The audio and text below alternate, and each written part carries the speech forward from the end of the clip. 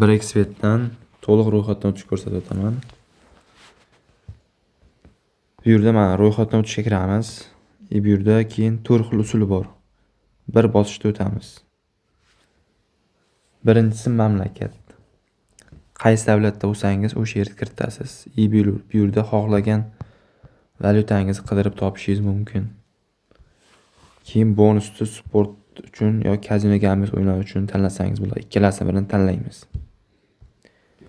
Keyin bu yerga bonus olish uchun promo kod kiritamiz. Katta harflar bilan VIB 555. Mana bu yerda petichka qilamiz va ro'yxatdan o'tishga bosamiz.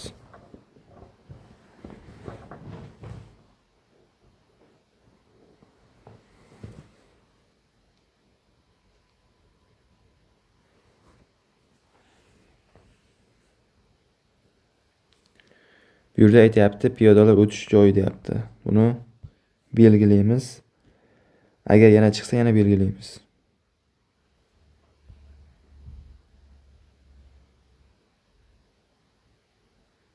Mana tugagandan keyin tasdiqlashni bosamiz. Xatolik bo'ldi, yana boshqatdan tasdiqlash. Xo'sh, mana kapchadan o'tib olib va ro'yxatdan o'tdingiz. Sizga login bilan parol beryapti. Uni screenshot qilamiz. Esdan chiqib qolmasligi uchun. Keyin bu yerda keyingisi tugmasini bosamiz. Sirasi akkauntimizga olib o'tadi. Bu yerda hisob to'ldirishdan oldin birinchi mana bu yerda mana shaxsiy ma'lumotlar degan joy turibdi. O'shanga bosamiz. Bu yerda qalamcha bor.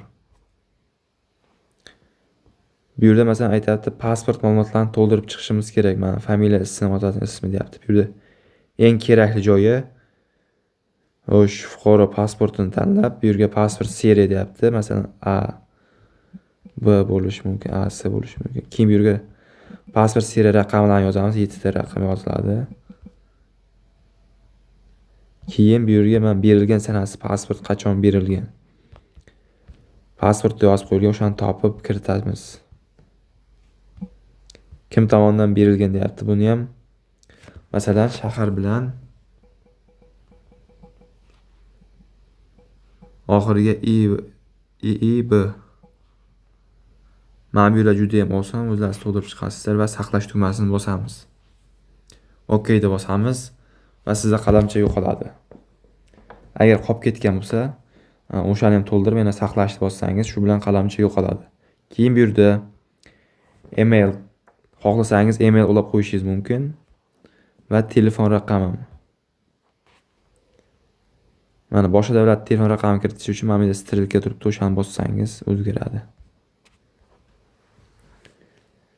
Yo email va telefon raqam bu akkauntingiz yanada ishonchli, xavfsiz qiladi. Masalan, telefoningizni yo'qotib qo'ysangiz yoki akkauntingiz masalan unutib qo'ysangiz, chiqib ketsa, o'chib ketsa yoki shu telefon nomeri orqali tiklab olish mumkin. Yoki email orqali. Ikkalasidan birini endi to'ldirib qo'yishni maslahat beraman. Ulab qo'yishdi.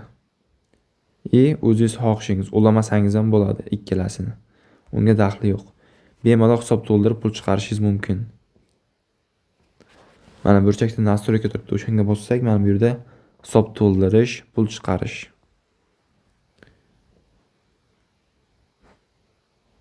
Shu bilan videomiz